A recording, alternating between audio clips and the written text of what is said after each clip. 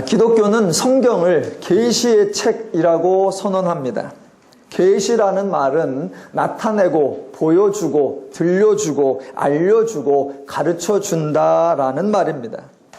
그래서 성경은 인간 문제의 본질이 무엇인지를 알려주고 인간 문제를 해결하기 위하여 그동안 인간들이 시도해온 다양한 방법들의 한계를 지적해주고 하나님이 왜 인간을 구원하셨는가를 설명해주는 그러한 진리의 책입니다. 그러므로 세상을 바라보면서 가졌던 모든 의문점들, 인간이 살아가는 삶을 보면서 도무지 납득이 되지 않았던 현상들, 또는 지구상에서 발생하는 각양의 불의와 갈등과 분쟁과 다툼과 악행들의 원인에 대한 고민들이 성경을 보면서는 풀어져야 하고 성경을 보면서는 이해가 되어야 합니다. 즉, 세상에서는 문제의 현상을 바라보고 그 현상들에 대한 해답을 성경에서 발견해야 합니다. 그게 성경이 진리의 책이요 계시의 책으로 주어진 역할입니다. 그런데 어찌된 일인지 실상은 정반대로 바뀌어 버렸습니다. 사람들은 성경을 보면서 해답을 찾은 것이 아니라 많은 의문을 갖습니다. 어떤 의심도 성경을 읽으면서 생기고 평안하던 마음이 성경을 읽으면서 갑자기 불안해지기도 합니다. 그래서 심지어는 인간 문제의 뿌리를 성경이라고 하거나 또는 성경의 하나님 때문이라고 비난하기도 합니다. 그래서 성경이 진리의 책이 아니라 모든 갈등의 원인이라고 비난하고 차라리 성경이 없었더라면 세상은 지금보다 훨씬 살기 좋았을 거라고 조롱하기도 합니다. 성경은 계시의 책이고 진리의 책인데 어쩌다 이 지경이 되었는지 모르겠습니다. 물론 그러한 생각들은 모두 오해에서 기인한 것입니다. 늘 말씀드리는 바 세상 사람들이 오해하는 것, 죄인들이 오해하는 것은 당연하다고 이해할 수 있습니다. 그러나 안타까운 것은 성도들조차도 너무나 초보적인 내용들에 대해서도 오해를 하고 있다라는 겁니다. 성경을 오해하는 가장 대표적인 사례들이 뭐냐? 성경에 등장하는 이스라엘이 누구며 왜 이스라엘을 선택했는가? 성경에 나타난 많은 사건들을 하나님께서는 왜 행하시는가? 그 의도를 이해하지 못하기 때문에 발생하는 오해입니다. 그러니까 사람들은 하나님이 이스라엘을 선택하셨고 하나님이 이스라엘을 사랑하셨고 그래서 성경은 하나님이 이스라엘을 도와주는 이야기라고만 생각합니다. 전혀 그렇지 않습니다. 그러니 성경을 읽으실 때 저와 여러분이 기본적으로 가지고 있어야 하는 전제가 뭐냐면 성경이 다루는 대상이나 성경이 다루는 사건들은 특별한 것이 아니라 가장 일반적이고 가장 보편적인 것이라는 것을 알고 계셔야 합니다. 이스라엘이라고 하는 특별한 나라나 라고 하는 특별한 민족이나 유대교라고 하는 특별한 종교를 언급하려고 하는 것이 아닙니다. 성경은 하나님이 모든 인간의 문제를 어떻게 진단하고 모든 인류의 문제를 어떻게 해결하는가를 보여주는 책입니다. 그러므로 하나님의 사역의 대상, 하나님의 치유의 대상, 하나님의 구원의 대상은 모든 인간 전체 인류입니다. 어느 민족이 특별히 선택되는 것이 아니며 어느 종교단체가 특별히 배제되는 것도 아닙니다. 성경은 언제나 모든 인간을 대상으로 삼는 것입니다. 그런데 성경에 이스라엘이나 유대교가 등장하는 것은 그들만을 위한 것이 아니라 모든 인류를 대상으로 할 때 그들을 대표하는 샘플로 이스라엘이나 유대교가 등장할 뿐입니다. 성경이 샘플을 설정하는데 모든 인류를 대표하는 샘플 견본을 등장시키는데 성경이 샘플을 등장시킬 때에는 두 가지 경우가 있습니다. 하나는 가장 보편적인 것을 선택하여 샘플로 삼는 겁니다. 만약 특수한 경우를 선택하면 전체를 대표하는 성격이 약해지기 때문에 당연히 가장 보편적이고 가장 일반적인 경우를 선택합니다. 그래서 성경에 이스라엘 민족이 모든 인류의 샘플이 되었다라는 것이 가장 보편적이고 일반적인 경우를 설명하는 겁니다. 성경에 이렇게 나옵니다. 하나님이 직접 이스라엘의 선택이 일반적이고 보편적이라는 설명을 하셨습니다. 신명기 7장 7절에 이렇게 나옵니다. 여호와께서 너희를 기뻐하시고, 여기서 너희가 이스라엘입니다. 너희를 기뻐하시고 너희를 택하심은 너희가 다른 민족보다 수요가 많기 때문이 아니니라 라고도 했고, 또 신명기 9장에 가보면 이제 이스라엘이 가나안을 들어가서 정복할 일을 예언하는 중에 이런 구절이 나옵니다. 4절에 내 하나님 여호와께서 내 앞에서 쫓아내신 후에 내가 심중에 이르기를 내 공의로움으로 말미암아 여호와께서 나를 이 땅으로 인도하여 들이사 그것을 차지하게 하셨다 하지 말고, 또 5절 내가 가서 그 땅을 차지함은 내 공의로 말미암음도 아니요 내 마음이 정직함으로 말미암음도 아니요 라고 합니다. 즉 이스라엘이 다른 나라와 구별되기 때문에, 이스라엘이 다른 나라보다 특별하기 때문에, 이스라엘이 다른 나라보다 우월하기 때문에 선택한 것이 전혀 아니라는 것입니다. 자, 성경이 샘플을 등장시킬 때 첫 번째 가장 보편적이고 일반적인 경우로 선택하는 것. 그러나 정반대의 경우도 있습니다. 성경이 샘플을 설정할 때 아주 특수한 경우를 선택할 때도 있습니다. 왜 특수한 경우를 선택하냐?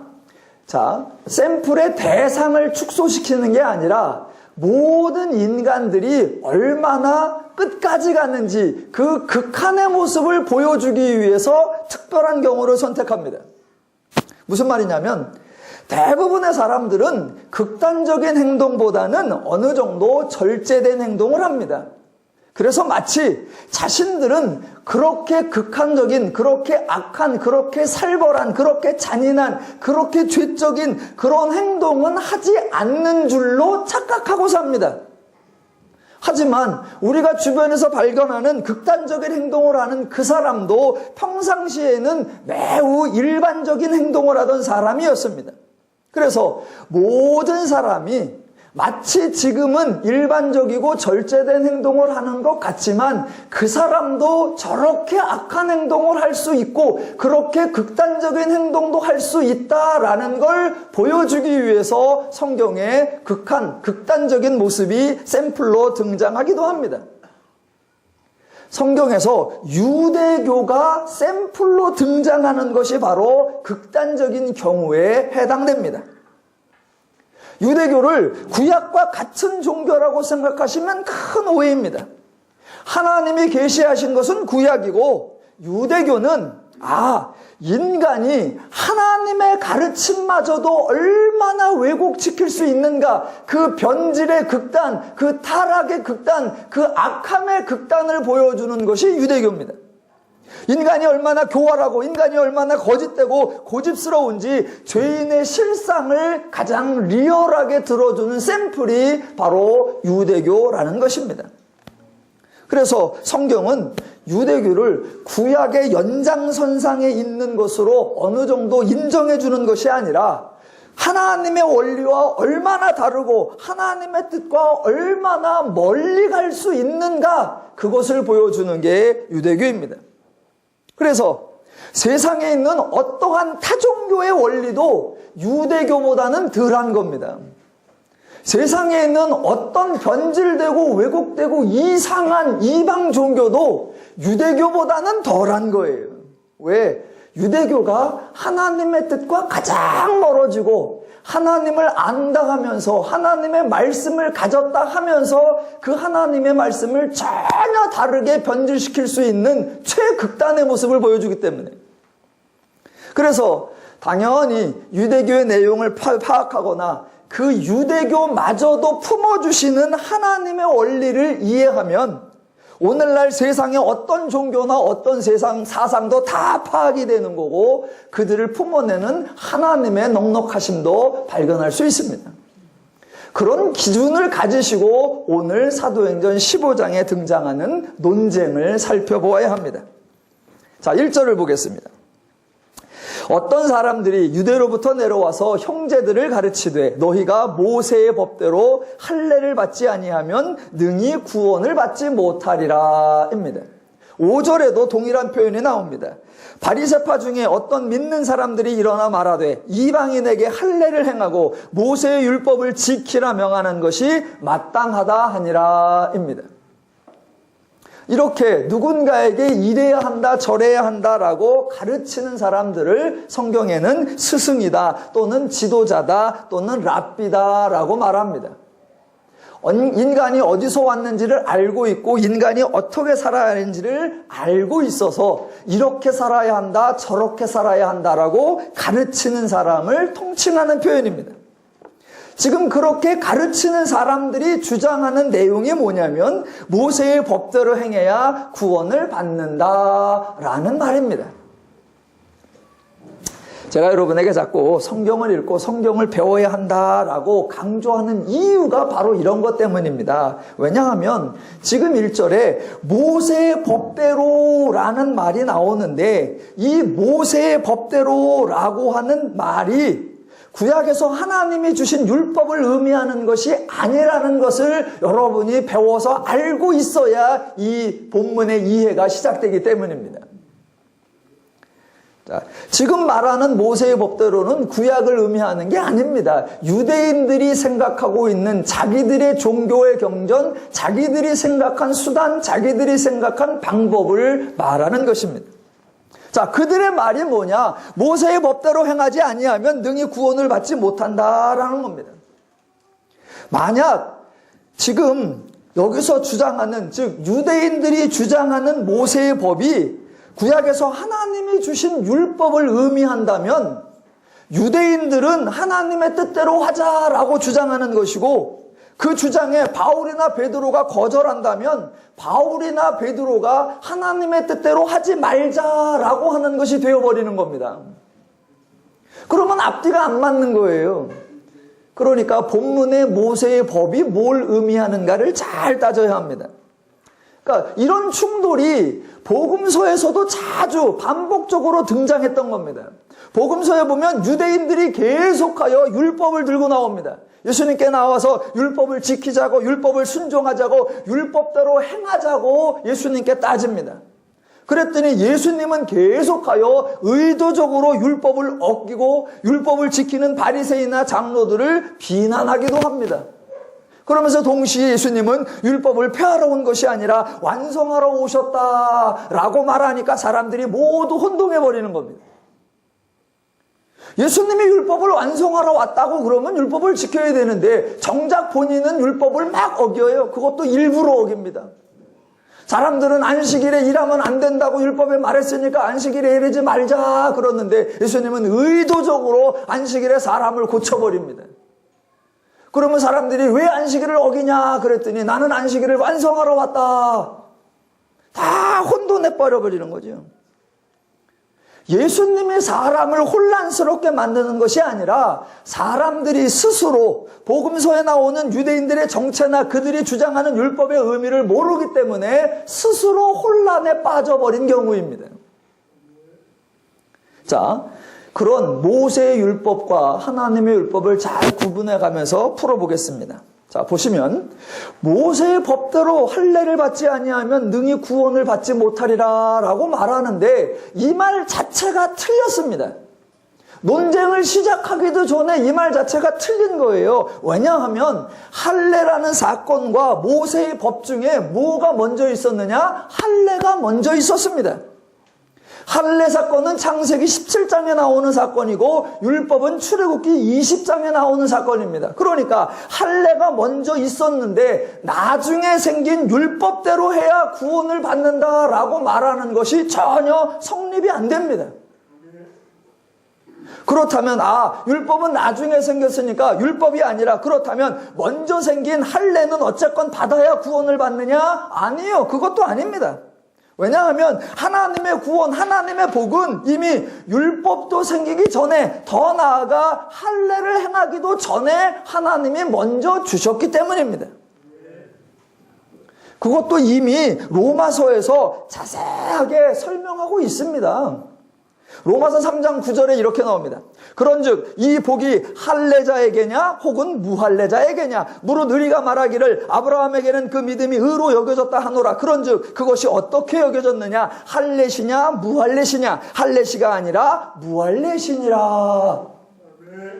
율법을 지키기도 전에, 할례를 행하기도 전에 이미 하나님의 은혜, 이미 하나님의 구원이 다 왔다라는 것입니다. 그렇게 하나님의 구원, 하나님의 복이 할례든 율법이든 인간의 행위와 관계없이 하나님의 은혜로 주어지는 선물이다라는 사실은 이미 창세기에서부터 분명하게 밝혀져 있다는 것입니다. 이렇게 명백하게 밝혀져 있는데도 불구하고 왜 사람들은 복음서에도 계속하여 예수님께 나와서 내가 무엇을 하여야 영생을 얻으리까? 라고 질문하고, 사도행전 15장에 와서도 죄인들이 모세의 법대로 행해야 한다, 그래야 구원을 받는다 라고 주장을 하기도 하고, 심지어는 오늘날 교회에서조차도 어떻게 해야 구원을 받느냐, 여전히 신학적 주제가 되고 있다는 사실, 이게 참으로 안타까운 현실입니다. 이쯤에서 저와 여러분은 하나 궁금해 하셔야 됩니다. 하나님의 구원은 은혜로 주신다라는 것이 명백히 밝혀져 있는데 왜 사람들은 계속해서 은혜 말고 자꾸 다른 것, 즉 우리가 무엇을 하고 우리가 어떻게 해야 하느냐, 왜 이야기를 자꾸 주장할까?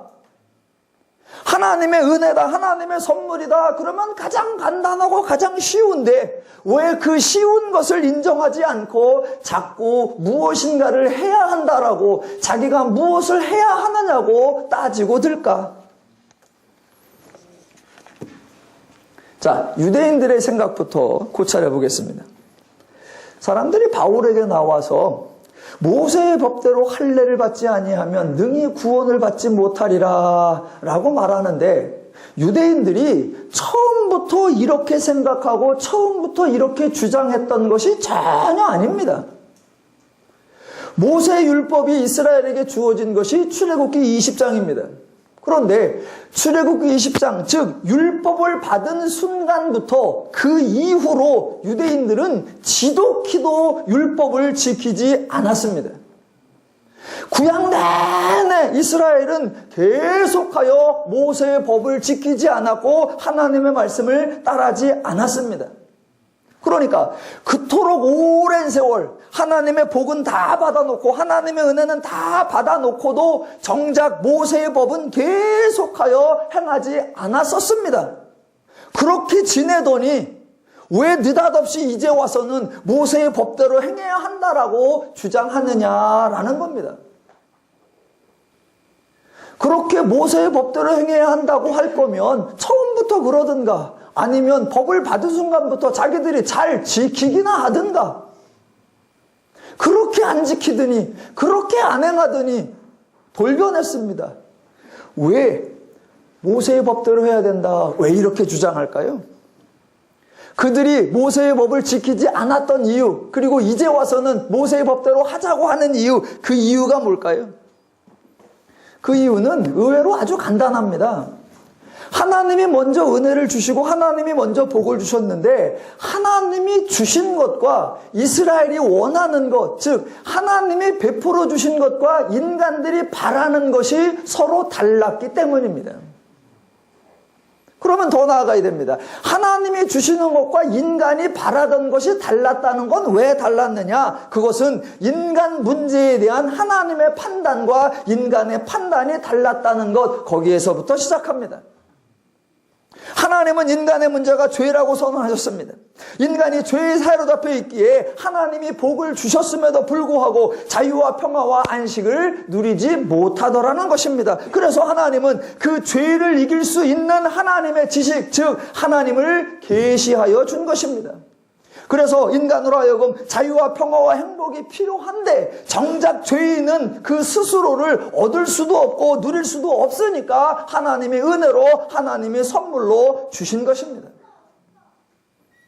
창세기에 나오는 대로 하나님이 먼저 은혜를 주신 후에 할례를 주셨고, 출애굽기에 나오는 대로 하나님이 먼저 구원을 주신 후에 율법을 주셨습니다. 그러므로 할례든 율법이든 어떤 것이든 하나님의 은혜 받는 방법이나 구원받는 수단이라고 하는 것은 원천적으로 성립되지 않습니다. 기독교에서는 지금 사도행전 15장 1절에 나오는 모세의 법대로 할례를 받지 아니하면 능히 구원을 받지 못하리라, 이런 주장이 원천적으로 성립될 수 없는 말입니다. 하나님은 그렇게 인간의 문제를 죄라고 선언하시기에 죄를 이길 수 있는 하나님을 알려주셔서 하나님을 알아서 자유와 평화와 행복을 누리라 라고 하셨는데, 그러나 유대인들은, 모든 인류를 대표하는 샘플로 등장하는 유대인들은 인간 문제에 대한 진단이 하나님과 달랐다라는 것입니다. 자신들이 죄인, 그래서 죄가 문제라는 것을 모르기 때문에 하나님을 아는 지식을 구한 적이 없습니다. 죄를 이기면 자유와 평화와 행복을 누릴 수 있다라고 생각해 본 적이 없습니다. 그래서 예수님께 나와서 질문을 한 적이 있습니다. 우리가 무엇을 하여야 구원을 얻을 수 있습니까? 라고 했을 때 그 구원이라고 하는 단어나 오늘 15장 1절에 나오는 능히 구원을 받지 못하리라 라고 말할 때 그 구원도 이 사람들 생각에는 죄로부터의 구원을 의미하지 않습니다. 죄인들이 원하는 것은 죄로부터의 구원이 아니라 상황의 변화, 조건의 변화, 환경의 변화였습니다. 하나님의 문제 삼지 않은 것을 자신들이 문제 삼아버렸고, 그러니 당연히 하나님은 수단이나 방법을 제정하지 않았는데 자신들의 목적이 생긴 죄인들이 자신들의 수단과 방법을 제정하고 그대로 해야 한다라고 주장하고 있는 것, 그것이 오늘 15장 1절입니다. 하나님의 관점에서 보면은 어이없는 행동이고, 죄인들의 관점에서 보면 어쩔 수 없는, 그것밖에는 할 것이 없는 그러한 장면입니다. 자, 기독교에서 인간의 문제가 죄고 인간이 죄인이라는 것을 자꾸 선언합니다. 아, 기독교는 인간의 문제를 죄로 보는구나 라고 하면, 그렇게 인간의 문제를 바라보는 기독교와 타 종교는 어떻게 다른가, 그 구별점을 자꾸 여러분이 인식하셔야 됩니다. 제가 하나만 비교해 드리겠습니다. 자, 기독교는 인간의 문제를 죄라고 봐요. 죄인이에요. 그러니까 죄인은 자신이 죄인이라는 것을 모르고 인간의 문제가 죄라는 것을 모르는 사람들입니다. 그러니 그들에게서는 올바른 질문이나 올바른 방법론이 나올 수 없어요. 그걸 하나님은 알고 계세요.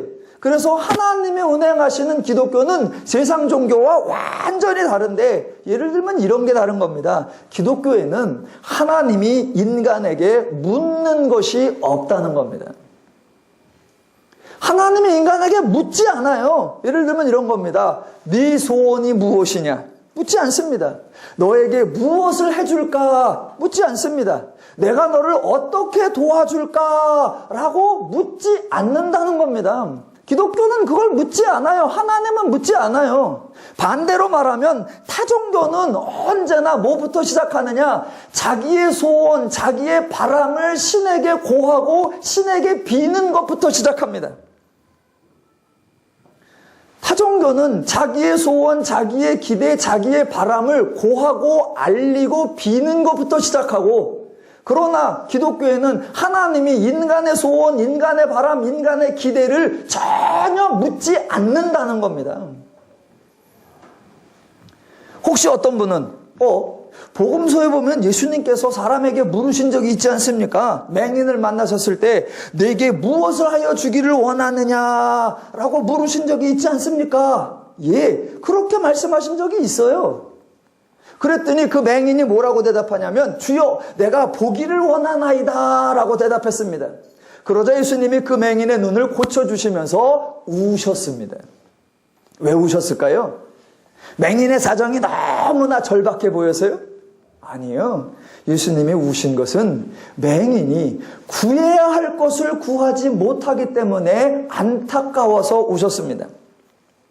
여러분, 맹인이 눈을 뜨면 저와 여러분처럼 되는 거고, 맹인이 눈을 뜨면 그냥 다른 사람처럼 되는 거예요. 그러면 눈 뜬 사람은 아무 문제가 없나요? 눈 뜬 사람은 만사가 형통한가요? 그래서 눈 뜬 사람은 전혀 신께 비는 게 없던가요? 그러니까 맹인이 자기로서는 눈이 안 보이는 게 절박하여 자기로서는 가장 필요한 거 눈뜨기를 원한다고 했지만 정작 그게 문제의 본질이 아니었습니다. 그래서 예수님과 맹인의 대화, 예수님이 무엇을 하여 주기를 원하냐고 했더니 보기를 원하나이다 라고 했던 그 장면이 죄인의 한계, 타종교의 한계를 극명하게 보여줄 뿐이고, 그 한계를 벗지 못하는 죄인의 실상을 보고 예수님께서 안타까워 우신 겁니다. 기독교에는 하나님이 인간의 소원이나 바람을 물은 적이 없고, 덩달아 인간이 자기의 소원을 하나님께 비는 적도 없습니다. 대신 기독교에는 타종교에는 전혀 없는 것이 한 가지 있습니다. 하나님이 인간의 소원을 묻지도 않고 인간이 자기의 소원을 하나님께 고하지도 않아요. 대신 기독교에는 다른 종교에는 절대 없는, 기독교에만 있는, 하나님에게만 있는 유일한 게 하나 있습니다. 그게 뭐냐면 하나님께서 인간을 향하여 소원을 가지고 계시다라는 겁니다. 그것을 성경에서는 뭐라고 표현하느냐? 너희를 향하신 하나님의 뜻이라고 표현합니다. 인간이 알아야 할 것을 알지 못하고 구해야 할 것을 구하지 못하고 소원해야 할 것을 소원하지 못하니까 인간 대신 하나님이 인간을 향한 뜻, 하나님이 인간을 향한 소원을 두시더라라는 겁니다.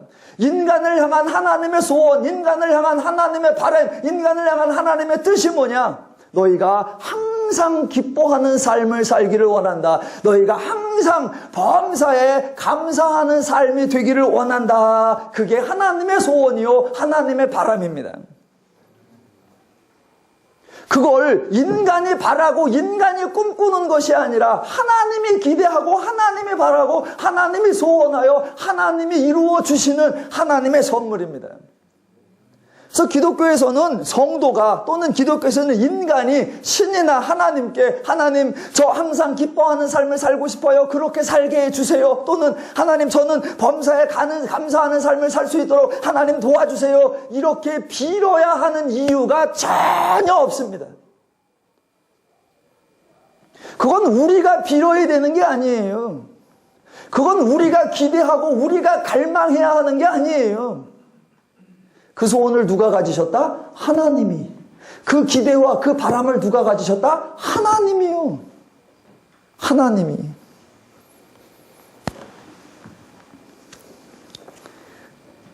자, 지금 제가 설명드리고 있는 것이 사람들은 왜 거저주시는 하나님의 은혜는 거부하면서 모세의 법대로 해야 한다고 조건을 제시하느냐라는 겁니다. 하나님도 요구하지 않은 것을 스스로 제정하면서 무엇을 행해야 할까 고민하느냐라는 겁니다. 첫 번째 이유 중에 하나가 하나님이 주시는 것과 인간이 원하는 것이 다르니까 하나님은 더 크고 더 본질적인 것을 주셨는데 그것이 귀한 줄을 모르니까 그거에 대한 의미는 다 잊어버리고 그저 자기가 원하고 자기가 바라는 그거를 얻어내려고 하니 그것을 얻어내기 위해서는 뭔가 행해야 되지 않느냐라고 하는 죄의 원리에 작동하니까 그런 행동이 나온다. 두 번째, 왜 무엇인가를 행해야 한다고 자꾸 주장할까? 그 이유는 죄인들이 원하는 행복과 죄인들이 원하는 기쁨들이 원하는 그런 평안은 다른 사람과의 비교에서 느껴지는 원리이기 때문에 그렇습니다. 즉 다른 표현으로 해보면 죄인은 모든 사람이 서로 같아지는 것, 죄의 원리는 모든 사람이 서로 동등해지는 것, 죄의 마음은 모든 사람이 상대방에게 서로 상대적 우월감이 없는 것, 그것을 좋아하지 않는다는 겁니다. 어떤 인간이 특별히 인간성이 나쁘냐는 것이 아니고, 그런 사람은 욕심이 많다라는 것이 아니고, 그런 사람은 상대방을 무시하는 거다 그런 것이 아니고, 모든 죄인들에게 익숙해져 있고 깔려져 있는 죄의 속성이 그렇다는 겁니다. 그래서 인간은 의식 중이나 무의식 중이나 언제나 어떤 게 더 좋아? 누가 더 잘하지? 어느 것이 더 나은가? 어느 게 더 중요해? 라고 계속하여 끊임없이 비교하며 경쟁하는 것, 그게 죄인들에게 깔려있는 죄의 원리예요.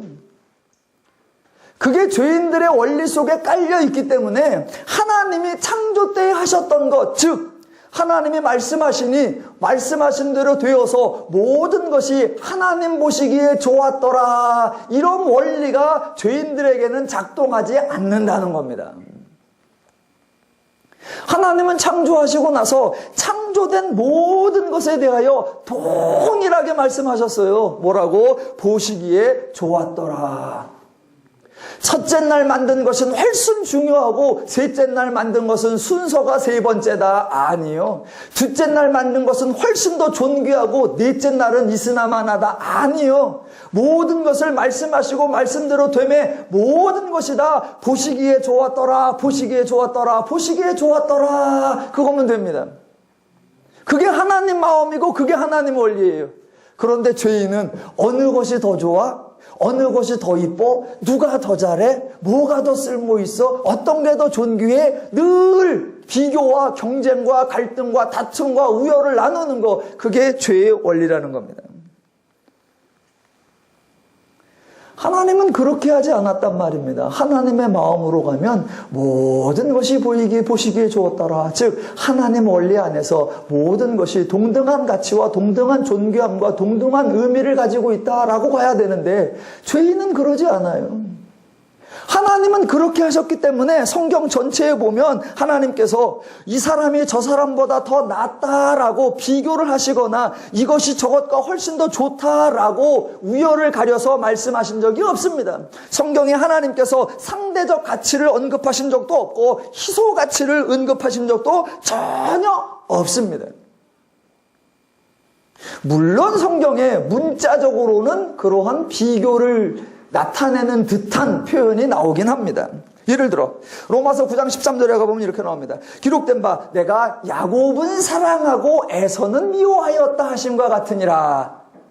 그건 바울이 기록해 놓은 건데 실제로 하나님도 그 말씀 하셨어요. 말라기 1장 2절에 나 여호와가 말하노라 에서는 야곱의 형이 아니냐, 그러나 내가 야곱을 사랑하였고 에서는 미워하였으며 라는 말이 나옵니다. 하나님도 이렇게 사람을 차별하지 않았느냐, 그런 의미가 전혀 아닙니다.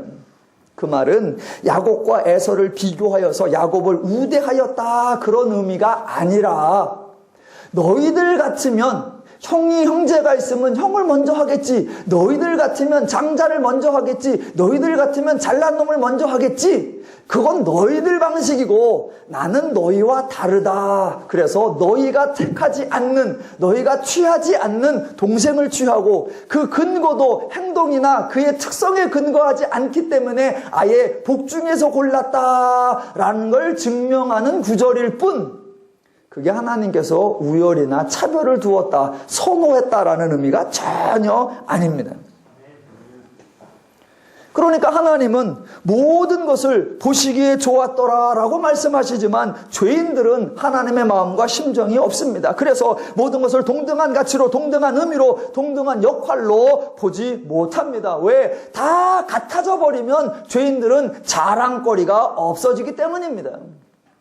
그래서 죄인들이 만들어내는 모든 원리와 모든 수단과 모든 방법들은 결국 사람의 차별이 결정되는 것, 사람의 우열이 구별되는 것, 사람의 수준과 가치가 달라지는 것들만 만들어냅니다. 오늘 15장 1절에도 죄인들이 주장하는 원리에 전제되어 있는 게 뭔지 아십니까? 너희가 모세의 법대로 할례를 받지 아니하면 능히 구원을 받지 못하리라. 전제하고 있는 게 뭐냐면 행한 자와 행하지 않은 자를 구별하는 것, 또 구원을 받는 자와 구원을 받지 못하는 자를 나누는 것, 이런 것들이 사람의 사고방식에 깔려져 있습니다. 만약에 유대인들의 주장대로 사람들이 할례를 받아요. 그래서 다 모세의 할례, 법대로 할례를 다 받아서 다 구원을 받으면 사람들이 그럴까요? 아, 다 같이 행해서 다 같이 구원받았으니 우리는 다 같다라고 말을 할까요? 전혀 안 그럴 겁니다. 모세의 법대로 할례를 행해야 된다. 그래서 사람들이 할례를 행했습니다. 그러면 다 같이 할례를 받으면 뭐라고 할까요? 할례에도 순서가 있어. 넌 몇 월에 받았어? 2015년이요. 어디서 2015년이 명함도 못 낼게. 난 2005년이요. 또 그러겠죠. 2000년은 뭐요? 난 앞에가 일자로 들어가는데. 당연히 그렇게 나오겠지요. 그래서 할례 받아서 구원을 받았어요. 그러면 좋다. 할례는 서열이 있다고 치자. 그러면 구원은 받았으니 다 같은 거 아니냐? 아니죠. 구원이라고 같아? 그렇게 받은 건 부끄러운 구원이고 나는 자랑스러운 구원이고 어디서 사람들은 그렇게 나갈 거예요. 그렇게 나갑니다.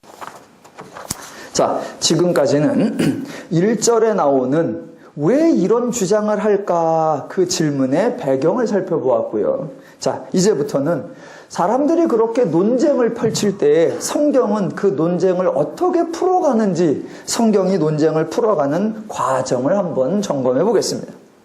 자, 사람들은 어떻게 하면 구원을 받느냐라는 것을 논쟁으로 삼지만 그것은 성경의 쟁점이 전혀 아닙니다. 저도 그것을 설명하려고 있는 것이 아닙니다. 어떻게 하면 구원을 받느냐? 이미 정답 나와 있어요. 사도행전 15장으로 가면 11절에 나옵니다. 우리는 그들이 우리와 동일하게 주 예수의 은혜로 구원받는 줄을 믿노라. 나와 있습니다. 자, 11절에 이 대답이 나와 있다고 해서 은혜로 구원받는 것 그것이 사도행전 15장에 와서 드디어 밝혀진 거냐? 아니요. 이미 말씀드린 것처럼 은혜로 구원받는다는 거는 진작에 창세기에서부터 밝혀졌었고 구약에서 수도 없이 복음서에서 수도 없이 증명되었었고 이후에 서신서에서도 계속해서 입증되는 겁니다. 그러니까 행위로 받는 구원받느냐 은혜로 구원받느냐 이건 신학적 논쟁이 전혀 되지 않는 겁니다. 구원 어떻게 받는다? 하나님의 은혜로 끝. 그러니까 행위로 구원받느냐 은혜로 구원받느냐 그거는 기독교를 모르는 사람들이 가지는 궁금증일 뿐입니다. 그렇게 사람들이 어이없는 논쟁을 할 때에 사도행전 15장에서는 과연 성도들은 그러한 논쟁을 어떻게 대처하는가, 성도들은 그때에 하나님의 은혜라는 것을 어떻게 설명하는가, 그거를 보여주는 거예요. 자, 유대인의 주장대로 그렇게 모세의 율법대로 행해야 한다라고 하니까 2절에 보니까 바울 및 바나바와 그들 사이에 적지 않은 다툼과 변론이 일어났고 6절에 보니까 사도들과 장로들이 이 일을 의논하러 모인 후 많은 변론이 있었다라고 합니다. 그런데 진리에 대하여는 사람들의 의견을 듣고 사람들의 주장을 듣고 서로 토론한다고 해서 결론에 도달하지 않습니다. 기독교는 계시의 종교라고 했고 성경은 하나님이 대답을 주신 책이라고 했습니다. 그래서 기독교는 이미 진리, 이미 정답, 이미 해답이 주어진 종교입니다. 인간들이 이제서 진리를 찾거나 인간들이 서로 합의해서 해결점을 도출하는 거 전혀 아니에요. 기준이 다른 두 사람, 인식체계와 가치체계가 전혀 다른 두 집단은 아무리 대화를 많이 해도 아무리 심도 깊은 토론을 해도 절대로 일치점을 찾을 수 없습니다. 복음서에 보면 유대교에 정통하다고 하는 관원들, 율법에 능통하다고 하는 학자들이 예수님께 나와서 질문을 한 적이 있습니다. 어찌 보면 질문이고 어찌 보면 시험이고 어찌 보면 논쟁입니다. 그런데 그렇게 나와서 예수님과 대화한 사람 중에 나중에 예수님 말씀에 수긍한 사람은 단 한 사람도 없습니다. 물어보러 왔거나 논쟁하러 왔거나 시험하러 왔거나 그래서 예수님께서 뭔 말씀을 하시니까 물어본 거에 대답을 받았거나 또는 시험에서 자기가 졌거나 논쟁에서 더 이상 할 말이 없었을 때 당신이 옳군요, 당신이 맞습니다, 내가 이제 바르게 깨달았습니다 라고 인정한 사람이 단 한 명도 없다는 거예요. 왜? 죄인과 하나님, 죄의 원리와 하나님의 원리는 대화에서 서로 합의해서 서로 논리의 논쟁에서 도출점을 찾아낼 수 없는 겁니다. 왜? 애당초 기준이 다르고 애당초 인식과 가치의 체계 자체가 다르니까. 그래서 그들이 나와놓고도 아무도 예수님 말씀을 인정한 사람이 없어요. 물론 예의상 인정한 사람도 있습니다. 오, 당신의 말이 맞도다 라고 말한 사람이 있어요. 맞다고 말했으면 믿어야지. 그런데 전혀 안 믿고 결국은 예수 죽여라 거기에 동참해버립니다. 그러니까 아무도 대화를 통해서 진리를 알아듣는 사람이 없습니다. 그래서 예수님께서도 그들의 관원들이 찾아오니까 와, 저들에게 더 좋은 논리로, 더 섬세한 표현으로 저들을 설득시키고 저들을 이겨야 되겠다라고 시도하신 적이 한 번도 없습니다. 그래서 기독교가 전하는 내용, 기독교가 전하는 것을 뭐라고 표현하느냐? 선포라고 합니다. 선포라고 하는 말은 큰 소리로 외친다 그런 의미가 아니라 결정된 내용, 완성된 내용을 널리 알린다라는 표현입니다. 결정된 내용, 완성된 내용을 뭐라고 하느냐? 복음이라고 하고 그 복음을 알리는 걸 뭐라고 하느냐? 복음 선포라고 하는 겁니다. 그래서 기독교는 제안하는 것이 아니고 논쟁하는 것이 아니고 토론하는 것이 아니라 기독교는 선포하는 거예요. 물론 이때 조심해야 할 것이 선포하고 교만한 태도를 보이거나 우월한 자세를 취하거나 배타적인 모습을 보여서는 절대로 안 될 겁니다. 하나님이 인간에게 그렇게 우월적이고 교만하고 배타적이고 압제적인 자세로 행하지 않았으니까 우리도 그런 태도를 가지지 않아야 되지만 내용적으로는 이제서 협의하고 이제서 토론하고 이제서 논쟁해서 합의점에 이르는 것이 아니라 기독교는 이미 결정되고 이미 완성된 내용, 그것을 알리는 것, 그게 기독교의 선포입니다. 그래서 사람들이 그렇게 와서 말거리를 만드니까 당연히 다툼이 시작하고 논쟁이 시작하고 변론이 있지요. 그러나 그걸로 해결에 도달하지 않습니다. 성경이 이제 그 문제를 어떻게 풀어가는지. 자, 15장 1절에 논쟁이 발생한 곳이 안디옥입니다. 그래서 더 이상 안 되니까 이제 바울과 바나바를 파송해서 예루살렘으로 보냅니다. 그런데 가는 도중이 3절입니다. 자, 3절. 그들이 교회의 전송을 받고 베니게와 사마리아로 다니며 이방인들이 죽게 돌아온 일을 말하여 형제들을 크게 기쁘게 하더라. 자, 앞뒤 문맥을 다 잘라버리면 바울이 베니게와 사마리아에서 사역을 보고했구나 이런 말이 되겠지만 앞에서부터 보면 1절에서 논쟁이 시작되었으니까 2절부터는 논쟁을 풀어가고 있는 관점입니다.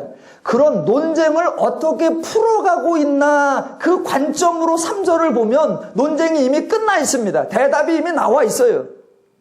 자, 보세요. 1절의 논쟁이 뭐였냐면 모세의 법대로 할례를 받지 아니하면 구원을 받지 못하리라 라고 했는데 3절에 보니까 이방인들은 할례를 행하지도 않았고 모세의 법도 지키지 않았습니다. 그런데 구원을 받아버렸습니다.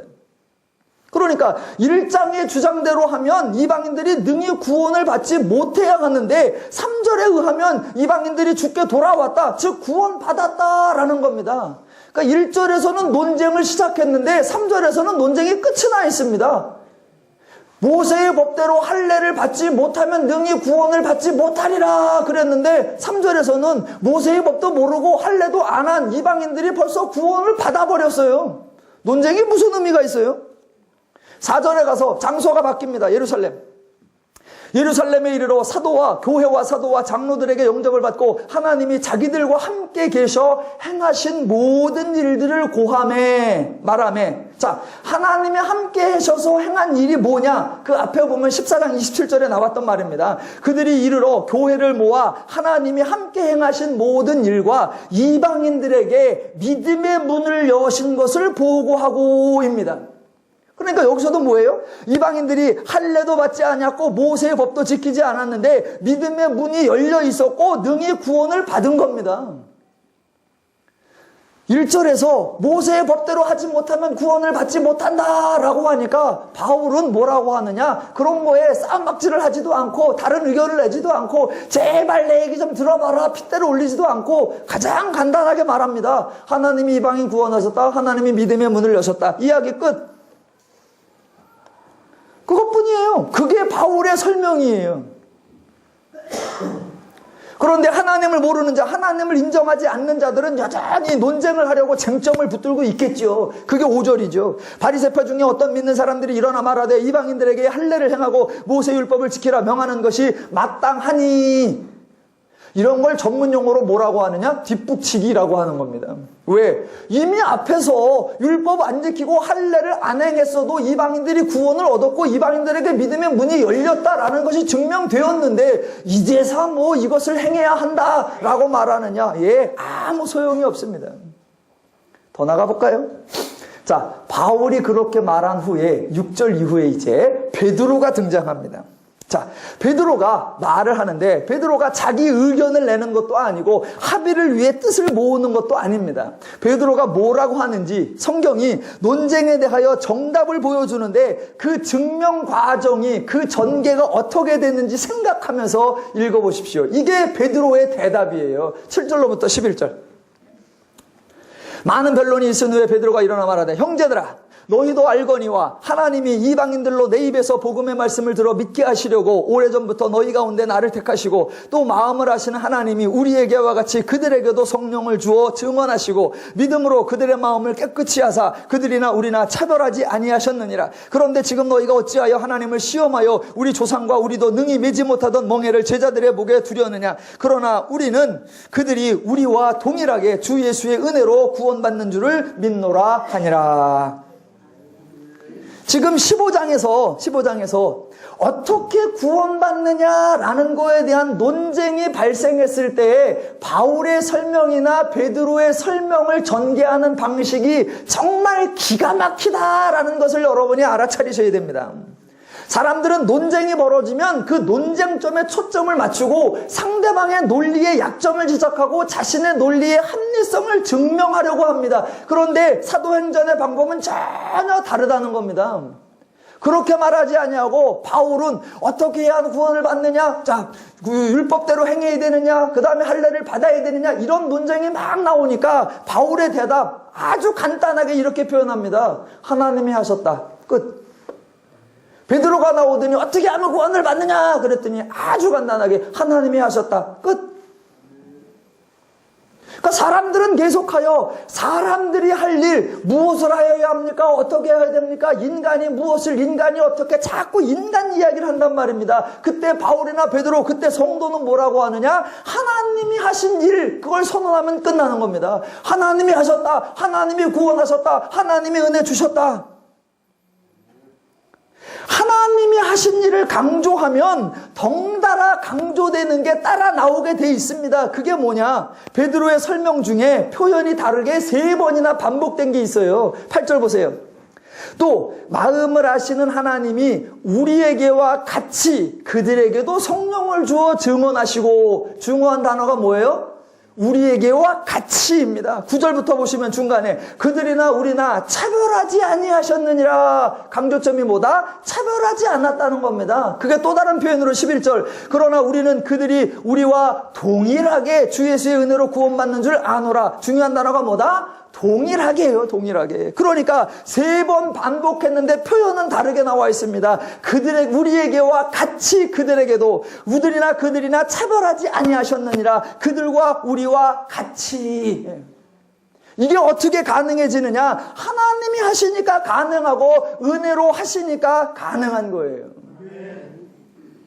사람들은 이게 싫은 거예요. 왜 같자고 하느냐? 왜 똑같다고 하느냐? 왜 모두가 소중하다고 하느냐? 왜 한 자와 안 한 자, 먼저 믿은 자와 낮은 자를 왜 다르게 대별해 주지 않느냐? 그거를 따지고 드는 겁니다. 왜? 자기들이 뭔가를 했다고 생각하고 그 차별을 만들어내고 싶어 하는 게 죄의 원리이기 때문에. 성경은 간단하게 가버리는 거예요. 하나님이 하셨다. 그러니까 우리는 같다. 어느 누구도 자랑할 수 없다. 죄인은 갈등을 만들어내고 하나님은 화합을 만들어내십니다. 죄인은 분열을 만들어내고 하나님은 일치와 연합을 만들어내십니다. 죄인은 경쟁과 다툼을 만들어내고 하나님은 평화와 행복을 만들어내시는 줄로 믿습니다. 죄인들은 모든 것을 남의 탓으로 돌립니다. 심지어는 하나님의 탓으로 돌리고 종교의 탓으로 돌리고 신앙의 탓으로 돌리기도 합니다. 그런데 하나님은 그 모든 것을 품어내시고 수용해내시면서 문제를 해결해 주십니다. 하나님이어야 인간이 살고 하나님의 마음과 하나님의 원리이어야 인간이 삽니다. 종종 기독교가 하나님을 선포하고 하나님이 하신 일을 선포하면 왜 기독교는 하나님 얘기만 하느냐라고 말합니다. 아니요. 기독교의 하나님이 가지고 계신 소원, 기독교의 하나님이 가지고 계신 뜻이 뭐냐면 인간이 행복한 거, 인간이 자유한 거, 인간이 기뻐하는 거, 인간이 감사하는 거예요.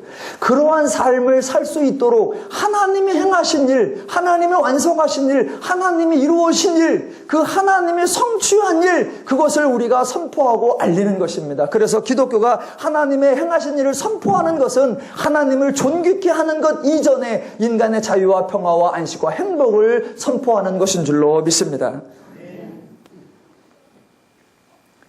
더누림교회 모든 성도님들이 하나님으로 인하여 행복한 삶을 사시고 성도들의 그 행복한 삶 때문에 성도들과 함께하는 모든 분들도 하나님 나라의 분복을 누리게 되시기를 주님의 이름으로 축원합니다. 기도하겠습니다.